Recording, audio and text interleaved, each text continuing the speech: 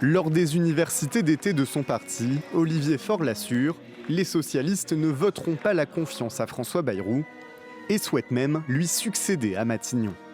Oui, il existe une vision alternative et ce n'est pas Bayrou ou l'apocalypse. Et dès demain, ce sera son projet ou le nôtre.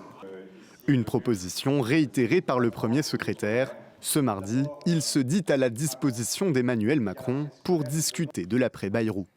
La demande d'Olivier Faure est simple, un Premier ministre de gauche allant chercher à l'Assemblée des majorités texte par texte, et en premier lieu sur un budget 2026 prévoyant 22 milliards d'euros d'économies contre 44 milliards pour François Bayrou.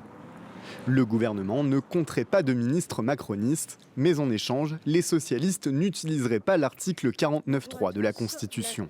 Une feuille de route critiquée par l'actuel Premier ministre. Est-il logique, cohérent de dire « je vais abattre votre gouvernement et après vous me soutiendrez » ? Je ne suis pas sûr que ça marche parce qu'il y a un minimum de logique dans la vie. La démarche d'Olivier Faure me paraît risquée, pas très cohérente et pas très logique. Emmanuel Macron, lui, a enjoint les chefs de sa coalition à travailler avec le Parti socialiste. Mais le chef de l'État devrait rester inflexible sur sa politique économique. Sur sa gauche, le PS pourrait également se heurter à l'hostilité de la France insoumise. Le parti de Jean-Luc Mélenchon prévient, il ne soutiendra un gouvernement socialiste que s'il défend un programme de rupture.